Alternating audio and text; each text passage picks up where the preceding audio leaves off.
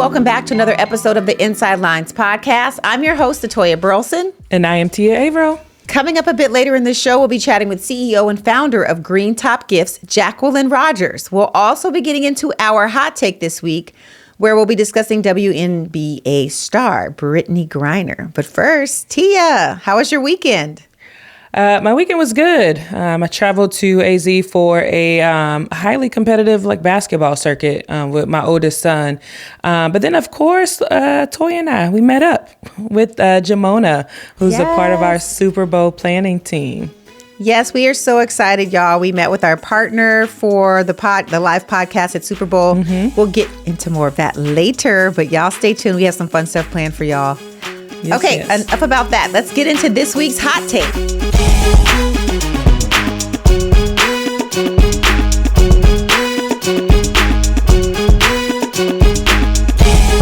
All right, it's time for this week's hot take. Tia, what we got? Okay, so this week we are discussing what just about everybody has been chatting about, and that is the release of WNBA star Brittney Griner from a Russian penal colony.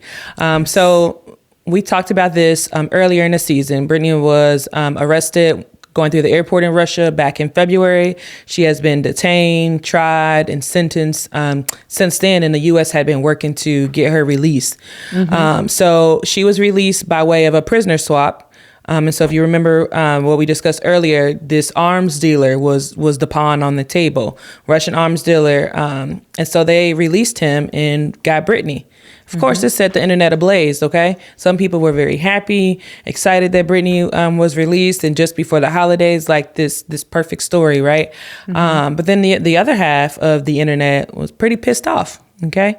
You heard a little bit of everything of, why would we release this arms dealer?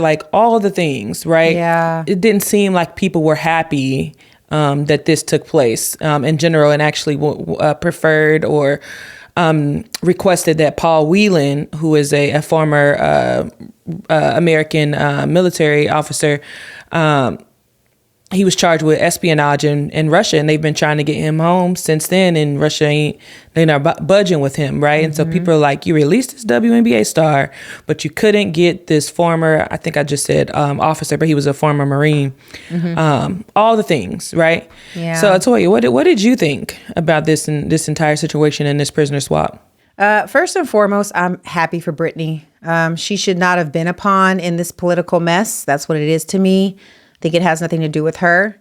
But unfortunately, she was a part of it. And I'm glad that she's home where she should be for something that was so minimal when you look at both what's going on or what the charges were between the other two, between Paul as well as the Russian. I can't even remember his name. Viktor Bout. Viktor, yes. So, I just feel like she shouldn't have been a part of it. And I'm glad that she's home. And I don't know if people would have the same energy if Paul would have came home and Brittney would have stayed. So I think about that side of it.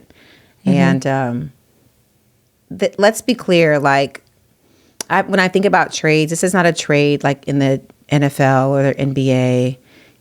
This is people. This is people's family. And although we do want Paul to come back too, which I think he still will, I just think Russia wanted to make it look like they had the upper hand. But I truly do believe Paul will be home as well. What about you? What do you think? No, I was extremely happy for Brittney. We say all the time, you definitely can't go into other countries breaking rules and things of the nature. And I don't think anybody was saying that for Brittney, giving an excuse, but just the weight of the crimes here, you get Viktor Bout and Brittney Griner, just the imbalance, which was something that I agreed on with everybody else. But let's be honest, Russia had the upper hand. And so you give them what they want to bring this woman home. And so I was happy for that. But I tell you what was very interesting is everybody acting like they are experts in political or the crime systems in these different countries. I'm like, when did you become an expert on negotiations or prisoner swaps and things of that nature, But I think we also need to be honest with, we would not have even known Paul Whelan's story if Brittney's story wasn't there, Yeah. So And Paul Whelan's sister came out and she spoke about it, and she said that she was happy that Brittney was brought home, and she's happy that she is out of this because, you know, she's like, and I believe that it's going to happen for my brother, and you know, in due time. So I loved her positivity, and I love that what she brought to the table. What you do realize with the internet is they're always going to have an opinion. The end. About something, whether they're well versed or not. Okay, exactly. But, yeah. So anyway, so we are excited that Brittney is back. Yes. Welcome home, Brittney. Enjoy and maybe Christmas. After some time. Right. And maybe after some time, she can come on the InsideLINES podcast. Okay. Yes, absolutely. Okay. That's it for this week's Hot Takes. Coming up next, our chat with Jacquelyn Rodgers.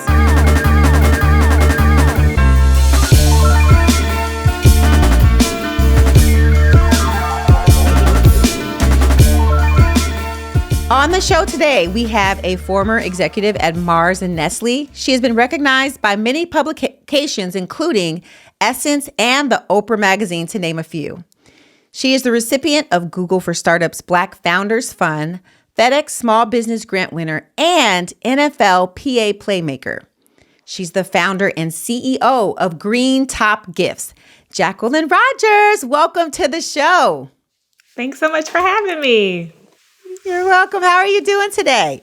I'm great. It's the season. It's the holidays. All the crazy and chaos is here. Right? And it's a perfect time to have you on because everybody is looking for everything holidays. So we thank you for coming on during this time. In the midst of all this craziness. It is here. Okay. All the stuff. Right. Okay. So let's talk Greentop. Yes. How did you get into this gift wrapping space?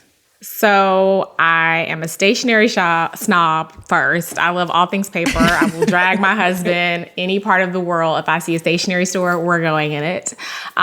Secondly, my mom growing up loved the holidays and still does. She put Christmas trees in every corner of our house.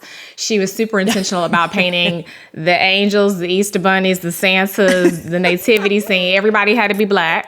And she painted the cards, everything. And so when I had my son in 2014, I wanted to have those same memories and moments with him with, you know, products that look like our family. But there wasn't anything in the space. And so, I mean, you could find a few ornaments, you could find the figurines and TJ Maxx and Marshalls, but it didn't exist at the time. And so I started asking friends and family like, hey, in cities that were much blacker than where I lived, can you look for this? If you see it, let me know. And quickly I realized there was a void in the market. And so it really started from me wanting something for my son. And it grew into a business. And we're in Target, and we're on Amazon and in Sam's Club. So it really started in our garage. An 18-wheeler delivered 4 pallets of wrapping paper to our garage. And I shipped orders at night after my kids went to sleep. Really? Yes, that's how it started. We don't do anything out of the garage anymore, thankfully. No, but that's how we started. So the gift wrapping industry in general is an $8.5 billion space, right?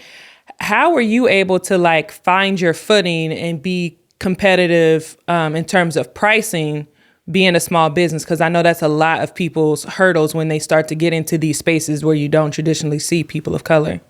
Yes, it is a huge industry. There's a lack of representation in the category. And as a small business, we do have to make sure our margins make us to be profitable and make sure our customers are happy. And as a paper snob, I am not going to skimp on the quality.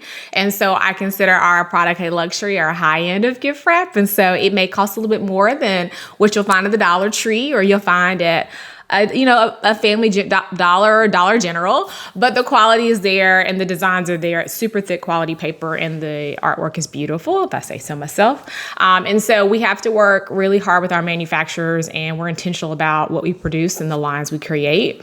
And have to be lean in that way. And when we started out, I knew I loved wrapping paper and stationery and cards, but I didn't know how it was manufactured. So I went to the good book of Google and learned enough terms off of the internet to kind of know what I was talking about. And then I called a manufacturer and he took a chance and he was super kind. He was like, "Are you going to give this stuff away? Like, what are you doing with it?" I was like, "No, I'm going to sell it." And they are still one of our manufacturers today that we work with. And so, yeah. Okay, so for those that don't know, because you said you are a paper snob, okay? And then you're right. If you go to the dollar store and you get paper versus the quality, explain to people what that means. That means if you wrap, because everybody doesn't wrap. Everybody's not of the wrapping ministry. But if you're wrapping presents, if you fold it over and the edge of it cuts the paper and it rips, that might not be the highest of quality of paper. If you wrap the PlayStation and you can see through the paper that it is a PlayStation, that might not be the best quality. If you write on it with a Sharpie and it smears, or the tape pulls all of it up when you take it off and you need to readjust the tape, those are signs that it may not be of the best quality of paper. I've done that before. I've been there where you want to take that tape off and move it, and yes, that was not good paper. You're right. I've done that. So I served in a few roles, including like as a packaging engineer, so I'm familiar with the term and the space in I'm general. with the S word today. Uh-oh. No. But were you able to, you were able to find local suppliers? Like you didn't have to go overseas to be able to manufacture and stuff? We started domestic, and now we do have some partners that we manufacture with overseas. So we have a little bit of both. Some of our product is made domestically, which makes it so much easier for, customs and freight. And, there was 2 years ago, it was a disaster with freight. We had a boat get stuck in the Panama Canal. So you name it, I can write a book about it with freight. Oh. But so we do some domestic and some is imported. So I have one more question about, I know you said, do you do just the wrapping paper, or do you also do cards, like stationery cards and holiday cards? So right now we do gift wrap and gift bags, and then we also have our family apparel. Okay. So we do family pajamas. Our customers are always telling us new things that they want, including greeting cards. Okay. And so we do family pajamas, and we started 3 years ago, and we change them every year, and people wear them for Christmas. They do their Christmas cards, and it's awesome to see people in their apparel on Christmas morning. We've done ornaments, we do socks, hats, hoodies, T-shirts. So they can purchase all kinds of stuff. Their picture. I mean, they can purchase the pajamas from you, and then I got it. Okay. Because I think didn't you post something similar to that? It was like a card. I thought that you guys made that specific card, but it was the people on the pajamas. Someone had tagged you guys in it, and it was like a card. That was not your card. That was them in your clothes. Yes. So you'll see people wearing they'll wear them for their Christmas photo, and then they'll tag us in it. So yeah. Now, were you still working in corporate America when you launched the company? Yes. I had my son in 2014. I launched the business in 2016, and I was working at a company, and then I was on maternity leave and they let me go. And then that was okay.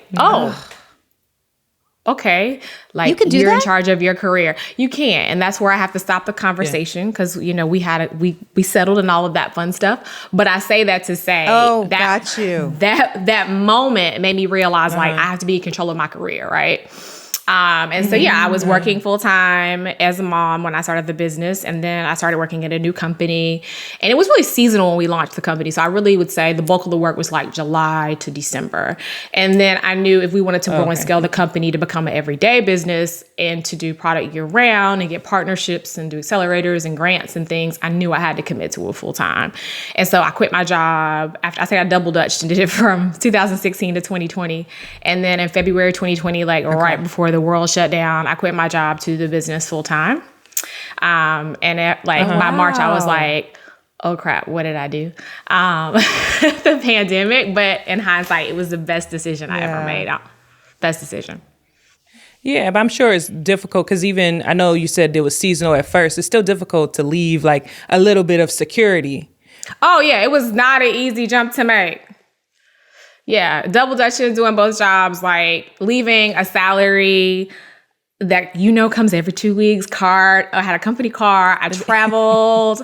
I didn't pay for gas or any of that stuff, and insurance, all those wonderful things. I have my husband and, someone who could kind of fill in the gaps as we were starting out the business early on.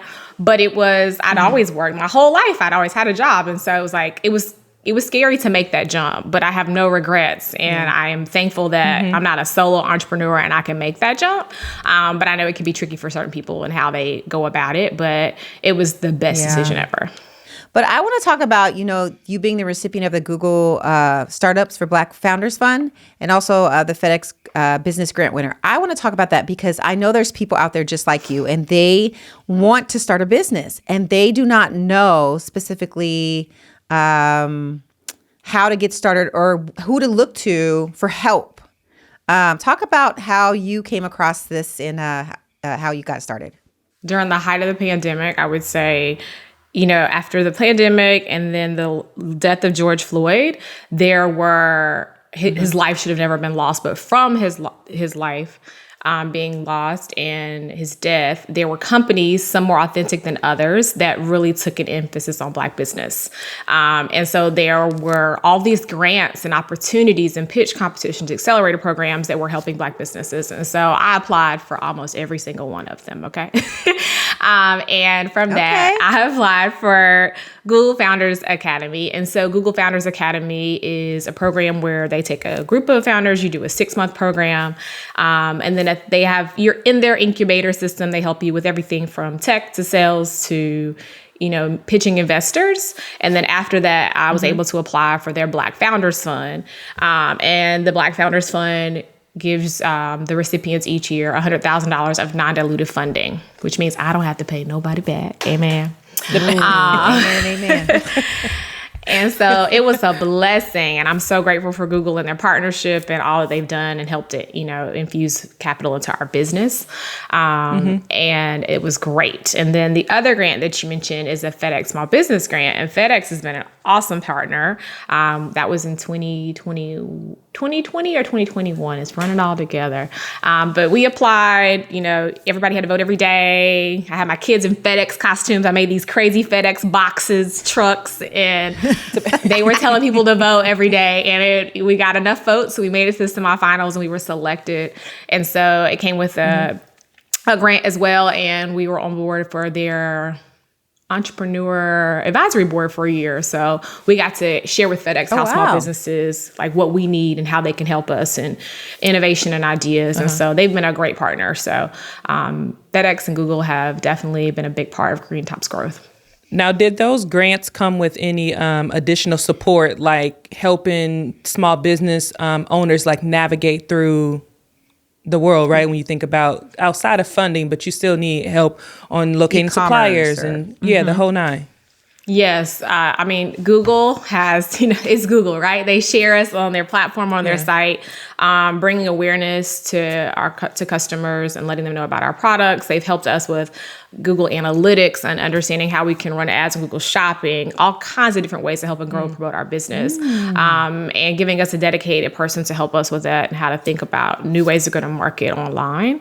And with FedEx, in addition to the grant, they've been on an advisory council and helping where it's kind of a give and take. They ask for our feedback. We share with them our thoughts and things we need and how we can streamline and be more sustainable, how our shipping can be more efficient, how we can make sure our customers get their product timely. And so they've been a great partner with helping us with freight, understanding logistics and how FedEx, operates with our packages. And also almost every company you can think of has a FedEx account, right? So their Rolodex and their contacts and how they can connect and help us has been so grateful. So I'm always grateful to Kelly and her team. I always shout her out because they're amazing. So.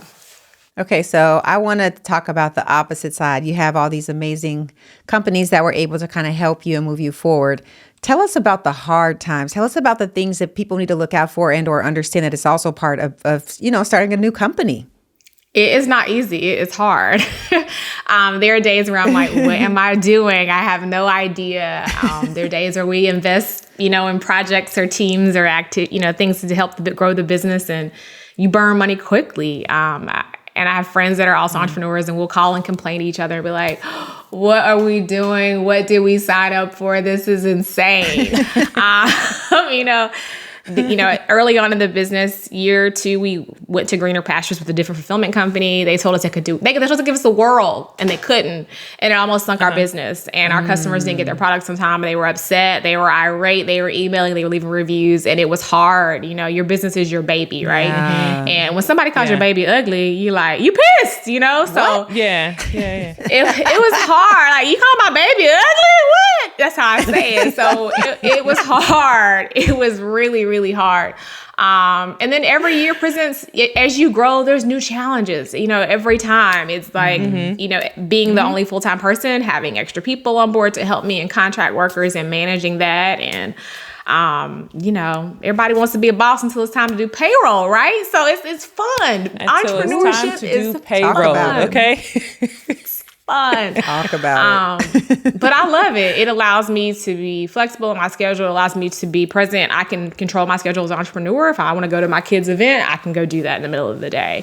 And I'm grateful for that flexibility. But there's also a lot of late nights and talking to China at 3 o'clock in the morning or reviewing, products and making sure things go well. So it has its ups and downs. But yeah, there are days like when they call and tell you the motor on the boat died in the Panama Canal and you needed this product by September and you don't get it until February and it's a container full of product. You say some non-Sunday school words. At least I did. Okay. So yeah. Some non-Sunday school words. Yeah. Okay. So I want to dive more into like who you are like outside of a business owner, but I got one more question. But so when I was like doing my research on you, I kept seeing Sean Rodgers. But when I was looking at the picture of your husband and looking at the picture of this football player, I was like, okay, I don't think these are the same people by any means, right? And I'm like, I know, sometimes players lose weight and stuff. It's not the same thing. But then I also saw the NFLPA playmaker situation. And so in my head, I'm like, well, he has to have some sort of NFL affiliation, but continue. And he does not.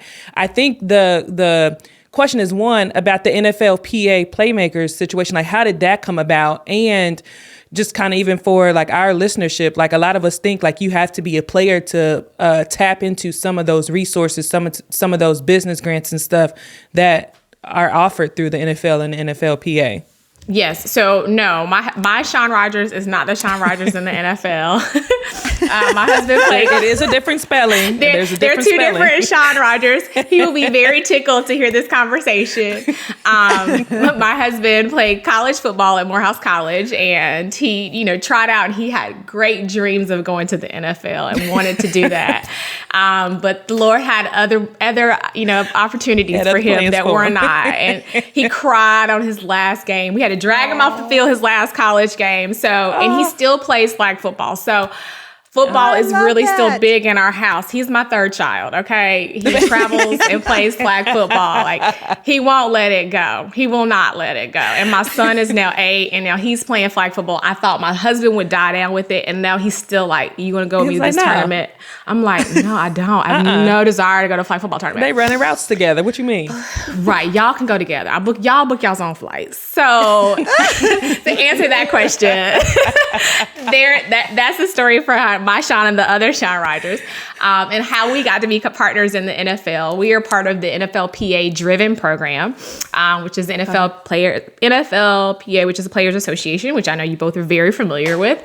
And they have been an awesome partner. The NFLPA president and their team understand that there is a lack of diversity in licensees of the NFL and NFLPA products, and only 18% of the contracts that are signed are with minority-owned licensees. And so they are doing their part in a very authentic way to bring awareness to this and to help small businesses, Black-owned businesses and brown businesses and LGBTQ and veteran businesses to play in this space. And they have invited us out to NFL Draft. We got to go to Licensing Expo. We got to go to Pitch Day. They shared our deck at NFL Pitch Day. And so it has been an awesome partnership, and the introductions that they have provided to us and the way we're going about creating product for the NFLPA, we're really excited about. My son and my husband the most. And so, yeah, they're a great partner. and I can't say enough about it. And my husband is very excited now that he gets to wear NFLPA merch. And I'm like, bruh, that, you know. I know that's we're a partner. He's still living his dream. He made it. Okay, he made it. He made it. He said, I'm going to wear that shield one way or the other. Okay? You really can't tell him anything. So that's how we came to be an NFLPA partner with the NFLPA driven program. So if any of your listeners have a small business that have a product that they think is a good fit or a partnership for the NFLPA, a great way to get involved is NFL Pitch Day, which happens typically around NFL Draft or Super Bowl. It kind of varies year to year on the calendar with them. Okay, so let's talk about you and your husband, because you guys work together. You guys it sounds like you guys have been together a long time. Yes. Let's talk about that relationship. We love a love story, girl. Come on. Yeah. So my husband and I met, he was in college. I was a senior in high school, and he was at Morehouse. I was applying to go to Clark. He says he's the reason I went to Clark, but he is not. So I've known him for over 20 years. I have known my husband. He is my best friend, and we work together, and it's worked out. We haven't killed each other yet. We made it through a global pandemic. That was hard for some folks, you know? So no, it's been really good. Some didn't make it out. Okay. It was hard. So yeah, he is my best friend. We have 2 small kids together, a 4-year-old, she just turned 4, who runs my house, and an 8-year-old boy. And they, you know, if you got a 3-4-year-old, you're doing God's work. You know, I don't know what else to tell you. They try me daily.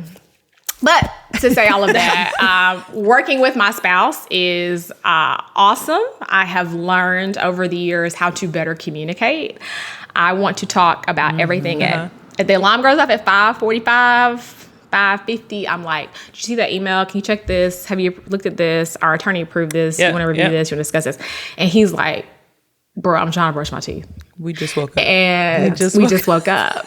And then at like 11 o'clock, after we have like bathed children and done the day and homework and been to basketball for kids and all of the things, he's like, so you want to review this paperwork or like the deck you sent over today? I'm like, dude, I'm about like, the light is about to get cut off. I'm going to bed. So I've learned how to better communicate, and we figured out we tapped out. Like I'm done. Okay, so how do you balance that? Because I be experiencing that. Because if he wake up at 5:30, I've been up since 4. So my day is already well on the way. And to your point, I'm sleep at 7:30, 8 o'clock. What are we doing here? So how did you fix that or navigate that?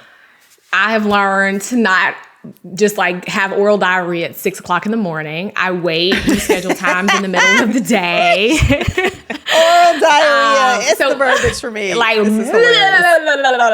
know, like that's me. I'm like, I want to get it all out. Ask you 20,000 questions at one time. So now what we do is we schedule time during the day. We have like our check-ins, our huddles where we'll talk about business. We go to breakfast on certain days, and after the kids, we drop the kids off at school together and we'll go get breakfast, and then we'll start our day. Now that's early. It's like a 7 a.m. breakfast for us. So that's when we like have our little list of things and we discuss it. So I have learned when and how I'm better to communicate. And then sometimes we'll go to dinner and I'm like, we got 5 minutes to talk about business, and then that's it for tonight. Because there's times where you need to not have that kind of conversation. You just need to talk to your spouse, and it need to not be about business. So we have learned how each other's communication styles and how they work. Occasionally, will one of us say something that the other doesn't like, and we have to like, okay, is this the battle I want to fight today? Or can I just swallow this up and then answer the question and move on? So it's been a learning process for sure. Okay, so speaking of that and love and your love story, I want to talk about you guys being on the show Black Love. Yes. Okay, so we were on Black Love's Couch Conversations. Yes. So Cody and Tommy, who run Black Love, Cody is become a great friend of ours, and she reached out actually around the time we were in Vegas for the draft, and she was like, we're filming this anyway, you guys can be in LA. And I'm like, actually, we'll be in Vegas, we could fly up, it'll work out perfect. So we went up to do it, and I'm always like calling Sean and saying, hey, so he's not active on social media. He doesn't know, like, he's an old man. He's like he's like a 70-year-old man in his mind. Okay. So like social media, Snapchat, Twitter, all that stuff. He's like, if it's not on ESPN or on like Bloomberg, he knows nothing about it. Okay. So I was like, we're going to do this thing on Black Love. He knew what Black Love was. And he was like, we got to sit on the couch and talk. Like, they're going to record us and like, it's going to be on TV. I was like, it's not going to be on TV. And there are things that we will not talk about. Like, we're not talking about sex. We're not talking, like, we didn't talk about sex a little bit. But he was like, what are we doing? And so I had to get him acclimated to the idea. And he's like, okay, whatever, let's go do it. And it was great. I was a little anxious about it because sitting down and having these authentic conversations that the world can see and your in-laws can see and your mom can see and your 25-year-old niece can see is like nerve-wracking. But it was a good conversation. I felt like it was really authentic. There was one part of it where people really took, like, it got the comments going. And I asked my husband, I was like, is this bothering you? And he's like, no, I don't care. Like I said, we agree. We said what we said. And the question was around like, it was a soundbite that they used, and it was around like how your marriage changes after you have a baby, like I have a child, and how he was like, we were married and 7 years before we had kids. So it was just us. And so he was spoiled rotten. It was us and we had each other. And then it was like, I have to share. All of you. Yeah. Right. And it's like, I have to share my spouse with somebody else. And so the comments were like going in about how selfish she was and all this stuff. And I was just like, I'm like, these people are not married and they don't have kids. So it was a great experience. What annoys me even more, even about them having something to say, is they feel that way too. They're just not brave enough or comfortable enough in where they are in life to say it themselves. Right? Like, tell me a man who, after they have kids, after spending whatever many years with just their wife, is not jealous when somebody else is taking that attention away from them. Of course. Like, let's be for real now. Of course. Yeah. Yeah. So, but it was great. I enjoyed it. It was a wonderful conversation. I was super happy we did it. I felt like it was really authentic, and the setting and Kev and Melissa are hilarious and fun to talk with. And so I'm in the Bennett's, the other couple, they were great. So it was a good conversation, and I enjoyed it. And it wasn't something like I dreaded so it was fun. Tons of fun. Yeah, I appreciate you guys being on there, and just all of them, just because, to get up there and talk about, your life, your marriage, just being vulnerable to the world, that's not easy to do. Like, it's not easy to do. And just the authenticity that you guys bring, and the laughter. I mean, there were some fun times. I mean, it was really good conversation. So I appreciate it a lot. I love that show. So I had to talk. Awesome. Thank you. It was fun. It was fun. To Atoya's point, just the authenticity, because you have, like, of course, social media where everybody's presenting like, oh, we have the best marriage. We don't have any obstacles. We don't have to overcome anything because we are life partners and like all the things. But there's kind of a smack in the face when you get in it and you're like, well, wait, like, we don't, like, sometimes I don't like him, but they look like they just fine. But so understanding that we all experience that, I appreciated it. For sure. That's what we always joke about. Like, love is one thing, but you got to like that person, right? Like, I like Sean all the time. Some days he might get on my nerves, but I got to like him, I have to really like that person. Yes. I remember the one piece of advice someone told me is like, the people that you are around the most are going to get on your nerves the most. That's just how it is. And so you have to think about that. Like, think about your siblings. Like, that's just life. Whoever you're around all the time, they're going to get on your nerves the most. And that's just a part of it. But at first I was like, oh, that's terrible. But then you think it's a true thing. It really Would you say is. you always joke what? I always joke, marry the person you want to annoy for the rest of your life. That's what I always say. I'm gonna annoy you for the rest of. You're gonna be annoyed with me, but I'm not going anywhere. That's it. And you're gonna love it. This is what it is. How about that? You're gonna love it. Okay, so you mentioned you guys have 2 kids, a boy and a girl. How was the transition for you, transitioning to having a child and then going from 1 kid to 2 kids? One was easy. That's different. We waited it is different. I mean, we waited a long time. We had we were married for 7 years, and then we had our first child. We left New York, or New Jersey, New York, and we moved to North Carolina. So we had a huge village of babysitters, and we were weekend parents. My parents and my in-laws would pick the kids up from school on Friday, and I would see them Sunday night at bedtime. So it was lovely with my son, okay? It was wonderful. He was a great baby. Yeah. We had an awesome nanny that was in our life, and we loved her, and then we sent him to daycare, and he was a wonderful child, okay? And I was good with just one kid, and then my husband really wanted a second, and I was like, we got a good thing. Why mess it up? And then, then we had my daughter, who we affectionately call Suge Knight. And I love her very much. Not Suge Knight. That is hilarious. Okay. So I love her very much, but she changed my world. Those second kids, like people say that meme, they're no limit soldiers. Ththose second kids, I don't know about y'all second kid, but my second is Suge Knight. Like she runs this house. It is her show, and we orbit around her. Okay, like sis plays no games. And all of my friends call her Suge. Like, if to know her is to love her. And I can't imagine my life without her, but that second one hits different. That second kid is... it was a whole new world for me. A whole new world. So they're totally different kids. They have different ways of how they need to be engaged and how they communicate. And they're awesome, but they're very different. So you had the second one when you moved to Atlanta. You all are based in Atlanta now? We're in Atlanta now. We have the second one in North Carolina. We have both kids in North Carolina. So I have my son at 14 and my daughter at 18. So yeah, they're 4 years apart, and we are done. We are done. A neighbor told me once, she said, what'd she say? Airplanes, hotels, and roller coasters are designed for families of 4. Don't mess it up. And I was like, you know what? I'm not going to mess it up, girl. I'm going to leave it alone. I'm going to leave it alone. I have friends that have more than that, and y'all are doing the work of the Lord. But I tapped out at 2. She is. Listen, I tapped out at 2.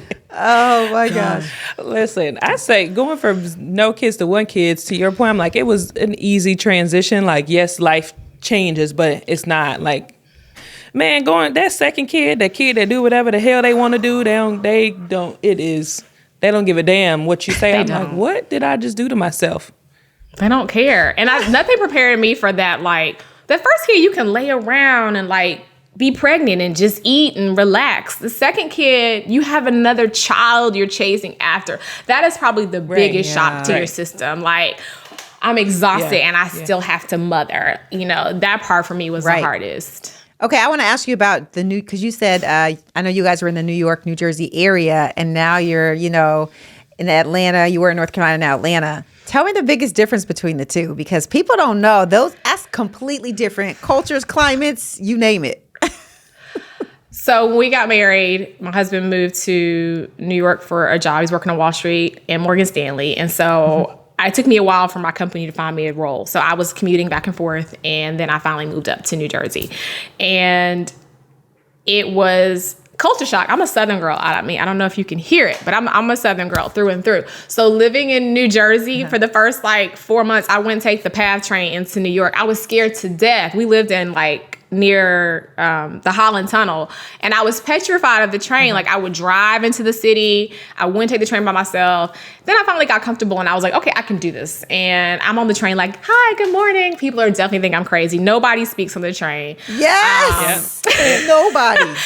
Nobody. But it was great. It was cold. It was freezing. Like, we were there, I think, for the first time in 20 some years, and New York shut down schools because of a blizzard. So I got the snow. It was freezing. We went to a lot of activities and games and concerts. Always something to do. Great shopping. Excellent food. So I loved it. It was great. I was kid free. Yeah. I was in the city. We went to all the shows. It was wonderful. And then we were my dad got sick.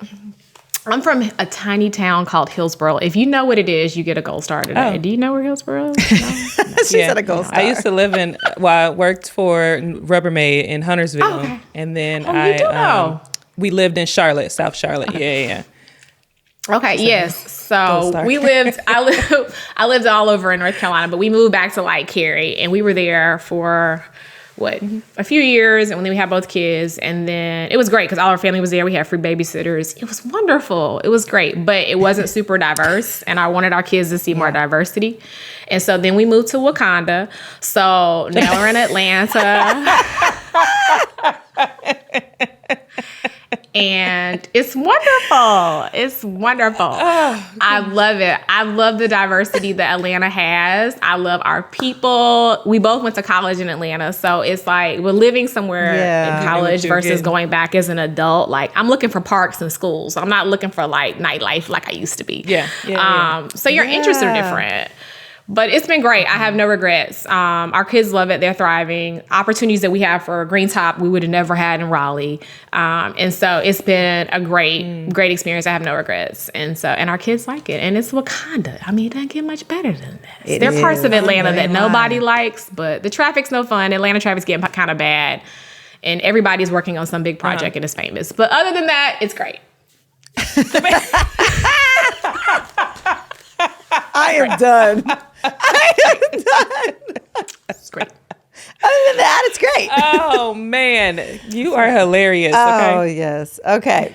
Just telling you the truth. So let's fast forward a little bit to the playbook. Tia, you want to talk about the playbook? Yes. So the theme for our season in general is the route to becoming you. So when you think about women just entering different phases and sometimes getting lost in different roles and stuff that you have, whether it's as a wife or a mom or whatever, like what is the route or tips and tools and things like that you can share with other women to help them get back on path, right? So when I have a question for you. So when you think about your 21, 22-year-old self, where did you see yourself being now, 40, 45, 50 years old? Like, where did you see yourself going? At that time, it was all like, I'm going to go work for a company and do corporate. I'm going to travel. I'm going to be executive. That was 21-year-old me. I was applying for jobs and I was on the corporate track. And I wanted to at some point help my dad with his business. He was an entrepreneur his whole life. And so I knew I wanted to have corporate experience and then be able to assist him with his real estate business. And that was kind of the path that I thought I was going to go down forever. Okay. So what did you, I know you said after the situation with the maternity leave and then like your desire to control more of like your own narrative and your own financial destiny. How did you overcome the resistance to, okay, well, I got security here and now I'm stepping into unknown. Like, what did you do or how did you overcome just that fear that comes along with that? There's so much fear. Like, I can tell you where I was sitting in the airport when I called my manager and was like, hey, I need to set up a call with you to like let her know I was resigning. I can tell you every bit of that and how much I struggled with it, how nervous I was. And there was so much fear. Like, I've worked since I could get a work permit at 15. Like, I have always had a job. I worked in the summers. Instead of going out I didn't go to Miami for spring break in college. I went home to work. I was trying to get my money up. So I always have worked. And to then be like, okay, I'm not going to have a salary and I'll be dependent upon my husband for a little bit was scary. And my dad was old school. Like, he was always like, don't buy no big house you can't afford without this man. So I could always hear like my dad in my head, like talking about like, don't make no stupid decision. And so that was always like the nerve-wracking thing for me. But it was, I think, a lot of being let go from a job and knowing I have to control it and knowing like, going through like financials and doing, budget calls and hearing how much money and revenue was tied to me as a sales executive and knowing how much money I was making for somebody else. It was like, I don't want to do this forever. Like, I have ideas and I'm a creative person and I have this idea and I want to build generational wealth for my own family. And I want to come up with, I want my children to see entrepreneurship like I saw it. And so for me, that was a big part of it. It was like, I remember I had a boss one time tell me, he's like, you're so creative. I just don't think we're channeling that at work. And that was probably like 2 years after I had started Greentop. And I kind of chuckled and I was like, I don't know. But in my mind, I'm like, yes, I'm being creative, just not for y'all. Like, I'm doing this another way. Not for you. Yeah. I think that's a lot of it. It was understanding that I control. And I think the most important part is people that are in like corporate spaces. It's important. I always say, we need people in corporate. I would not have the partnerships I have with Google and FedEx if there weren't people who understand the importance of small business and Black-owned business and woman-owned business. So we need people on both sides. We don't all need to go become entrepreneurs because I can't be an NFLPA partner without people, brown women that work in that office that understand the importance of diversity and building. So we need people in both spaces for sure. That's good. I'm glad that you brought that up because, everybody wants to jump ship at the same time, but that's not realistic. So I appreciate you bringing that up. I do have a question for you in regards to when you were having those pivotal moments and you decided to change, what was a thought or belief when you kind of had those moments of doubt or those moments where you struggled? What kept you going? I think the biggest thing is when I first quit and the pandemic happened and it was March and I had just quit my job in February and I got my last bonus and they came and got my car and I'm like, oh, okay, now we got a pandemic. I don't know what this means. At that point it was 2 weeks, right? We'll be home for 2 weeks. No. At that point I kept telling myself, if this does not work, I know my worth. I know how good I am at my job. I can go get another corporate job. I can say I tried entrepreneurship. I can tell that story. I worked in sales. I'm like, I can tell the story about how I tried this. It wasn't successful, but the things I learned and the things I overcame, the things that I learned in small business and how I can implement that into a corporate setting. And so for me, I knew that I could always go back to another corporate job. I didn't have a fear of that as much as it was people get in your head, your coworkers, you're leaving. Oh, you're doing a stationery company, or, oh, well, now's not a really great time. Or do you think that's going to work? And so I was really intentional about not saying where I was going until I sent out that last day email. And everybody thought I was going to a competitor. And I was like, nope, I just don't want to hear the naysayers because everybody, misery likes company, and people want to tell you about why you shouldn't, or that's not a good idea. Or so for me, I just kept it close. You have to be careful who you share your ideas with because everybody doesn't believe in your dream at all, for sure. All right, so we're gonna play this game called the 2-minute drill. So we're gonna ask you questions, this, that, or the other. It'll be a this or that, or it'll just be something that you fill in the blank. Super easy. We always start off easy, and it's fun. You'll have fun.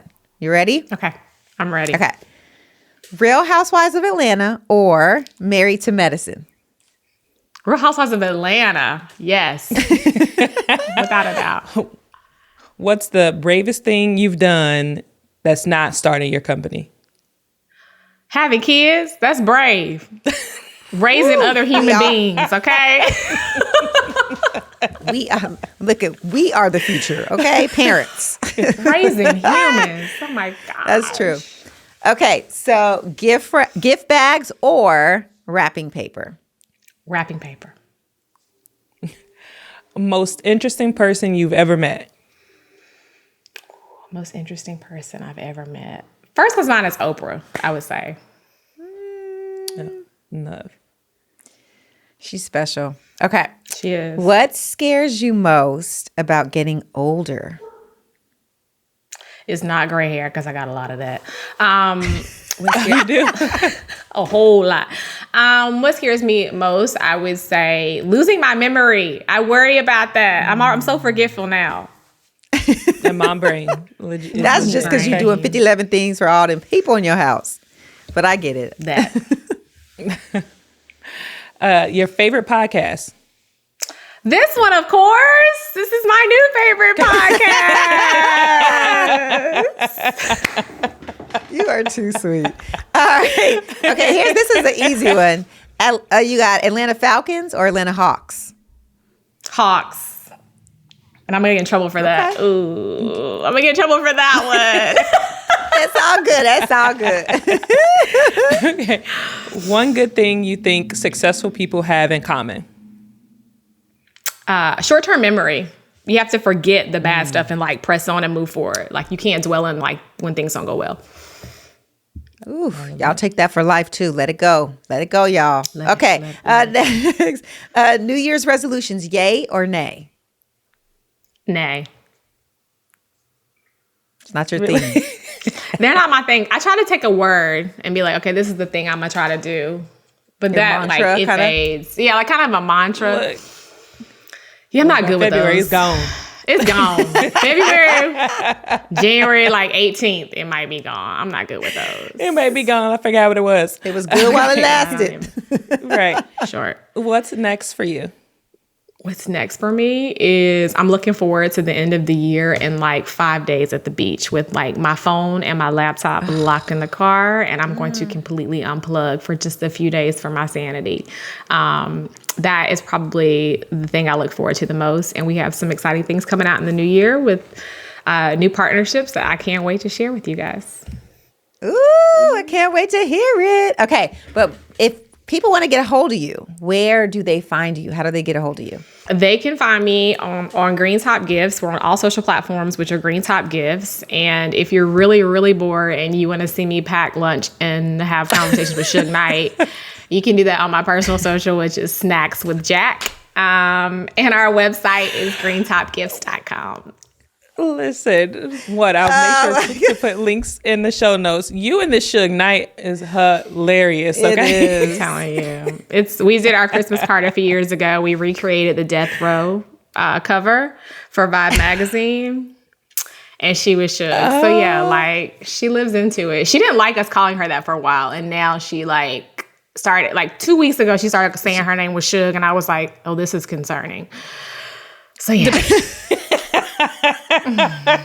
You gotta send us that so we can put it on our YouTube. We can see the picture of you guys. I would love to put that in here. So you find it, send it our way. To you. I will. Thanks so much for joining us. Yes, it was a blast. This was so much fun. Thank you guys for having me. I enjoyed it.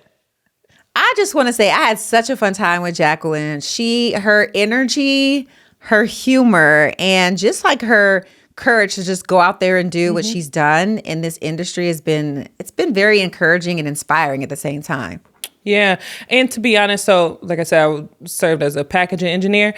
That space in general does not have a lot of people of color. And so for her to even like, get the light bulb of like, yo, I could actually do this and make sure I have good quality paper and the whole nine, like that's one of those, damn, I wish I had thought about that moments, but I'm glad that she's doing it and they are doing it well. Yes. All right, y'all. That's our show. For the latest on the Inside Lines podcast, make sure to follow us on Inside Lines podcast on both Instagram and Facebook. Yes, and be sure to check out our website, which is insidelinespodcast.com, and our YouTube. Our YouTube handle is Inside Lines Podcast. Until next time, leave it all out on the field. Thanks for listening, and we'll see you next time.